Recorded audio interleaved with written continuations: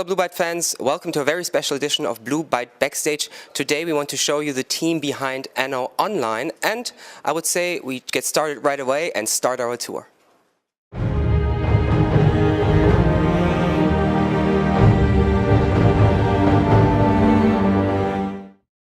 So now on my left side I have Bob, who I guess a lot of people consider to be very, very lucky because you have a job that most players dream about. You test games, you play games for a living. Is that correct? It is indeed, yes. I am Bob, I am the lead tester for Anno Online, as you can see. And yeah, pretty much the tester's job is usually misunderstood because even though people think that we are playing games all day, we're actually really doing really repetitive stuff and doing things over and over again. Some people might actually get that like a minus on the job, but it's really an amazing job and I wouldn't change it for anything, basically. Sounds great. Anything particular you could show us? What's a typical task that you do for Anno Online? Well, at the moment, for example, we are testing the balancing on this account, like following a normal user path and making sure that all the needs are satisfied with the resources we are given. And so far it's looking good, but some other days we might actually do some stress tests. Basically getting out of the normal user path, stressing the game, trying to break it in every way possible. And I don't know, it depends on the particular function that we are testing. We might actually focus our efforts on this particular area. Depends on pretty much the day and the urgency of the tasks. Is it sometimes frustrating not to be able to reproduce a certain bug? Pretty much, yes. Especially because in a game of Anno Online's nature, we have to progress through a lot and then repeat things that takes us to reproduce maybe 4 or 5 hours, and it can get pretty frustrating eventually. Depends on the particularity, but that's some of the factors that we have to deal with, basically. So when you are able to reproduce a bug, when you can find the reasons why it's happening, what are the next steps? What do you do afterwards? Well, once we reproduce a bug and we have like clear steps to reproduce them, we have to file them in a bug report on our tool that we use, it's Jira. And we have to give information about in which version we noticed it. If it is happening on a particular function or branch, then we also have to specify it. Then we give detailed steps to reproduce it. And then we basically summarize how often it happens and how many people will be affected by this, so we can evaluate the severity and the impact for the players. And then once everything is done, we send it over to our fellow coders and they will do their best to fix it. I'm sure you're not able to find all the bugs by yourself. Does the community play any part in finding bugs? In fact, actually, yes, they make a big part on the closed beta test. That's pretty much what it's for. And we really, really appreciate the feedback that the community is giving us because they are helping us narrow a lot of bugs that we are having. And we are definitely listening to their feedback. We are addressing all these bugs as fast as we can, and our coders are working hard on getting them fixed. Finally, are there any interesting, funny, or specific bugs you would like to share with the community? Well, actually, yeah. Now that you mention it, we found a really, really funny bug back in the day, and it's currently on our low priority list because we have to fix a lot of stuff before getting to this area. But you can actually give beards to female avatars, which is really funny. People can try this at home, but don't get your hopes up because it won't be on the final version. So yeah. Basically, once you are on the avatar creator, you get a switch to facial hair category on a man avatar, and then switch to the female category. And now you can give your female avatar a beard. So once you create it, it will stay here for your friends and the community to see. You can even change the color of it and everything, so it's really cool. But yeah, this actually made us crack a laugh. We told the designers they were actually thinking about leaving it as an Easter egg, but then we discarded it. And yeah, it will be fixed, hopefully soon. Let's hope soon the girls don't have any beards anymore. Pretty much. Bob, thank you very much. Thank you for showing us around. Thank you for introducing us to what you do. And let's hope to continue finding bugs and make this thing bug-free. Thank you very much. My pleasure. Moving on.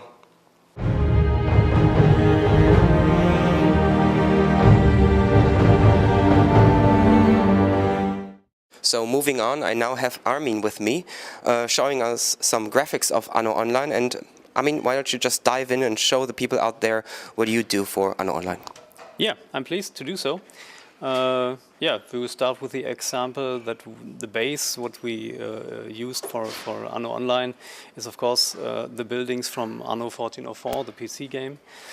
And these are some buildings we have here, and that we were rendered out in 2D then and reworked then for the presentation in our 2D game later on. As you see here, that's 3D stuff. So we switch to the 2D stuff. As you see here, these are the original rendered buildings, which doesn't fit very good in our very natural painted 2D landscape that we have here. As you see, we did some rework on the roof and on the building itself, so it just fits nicer into the game. I guess you're not only doing buildings. I think everybody in Anno Online also knows the landscape is quite amazing. Do you work on that as well? Yeah, we put a lot of work on the landscape as well, of course.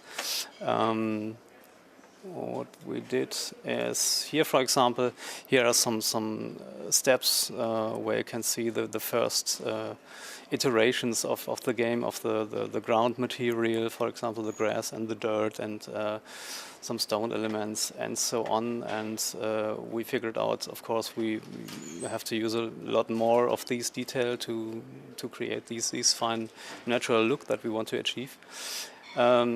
This, for example, is a part of the island, only a very small part, indicating with these blue squares that we have here, the amount of detail patches that we put on the landscape to achieve this look. And yeah, and by increasing the counts, we are also increasing our natural look here. As you see here, flowers, trees, bushes and so on. Everything's hand painted, fitting, of course, to our typical Anno style. Yeah, and that's the final version as it is currently in the game. So one thing I can see right from here is everything looks very unique. Is this something you really try, that every building has some own details and doesn't seem like a copy of another building? Yeah, that's very important. For example, the farm fields.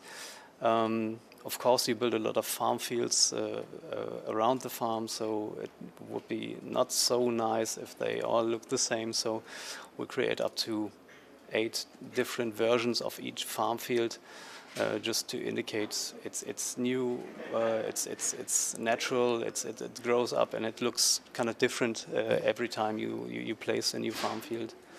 Yeah, that's very important for the game itself. While I have you with me, do you think you could draw something for me and the people out there? Sure, I'm pleased. Just a short example how we did this. This is a draft of one of the loading screens we will create for the game, and of course we do not paint everything with pen and paper. We do that directly on the screen. And well, using this kind of tablets is kind of an easy thing to do so. Okay, so painting a ship, shape of the ship in the distance might be an easy thing to do. And of course, to finalize these things, then takes more time, of course.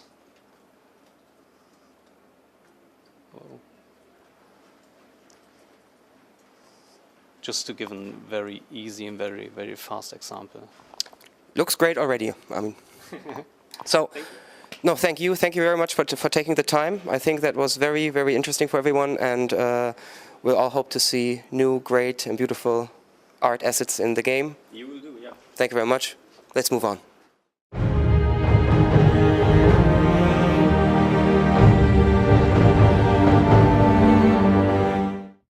And now we're in the heart of the game. We're with the game design, and with me is Tai. Tai, maybe you can introduce yourself and tell the people out there, what do you do for Anno Online? Hi, I'm Tai. I'm game designer on Anno Online, and yeah, my job is to document and work out the rules of the game so the coder can implement them. When you say document, this means you don't play all the time, but you actually have to structure in theory how the game should work? Yeah, unfortunately, I'm not playing all the time, but yeah, I write down the rules and think about the game, how a new rule would affect another one, and yeah. So on a more practical side, is there any new feature that's coming up you may want to talk about? Yeah, I can give you some information, for example, about the trade feature. Here we focus on, because we are a browser game, and we focus on that the player can interact with each other. So we hope that the trade will enforce that. So will it be different from Anno 1404? Yeah, so the player trades more with other players than with the NPC, and you can, for example, adjust the prices for which he wants to sell the resources, adjust the amount of resources he wants to sell, and other players can then accept these offers and transport the goods from one island to another player. So it's going to be a very strong community-driven feature. That's the plan. That sounds great. Tai, thank you so much for your time. Really, really interesting, and we hope to see a lot of new features coming up soon. Thank you very much. Let's move on.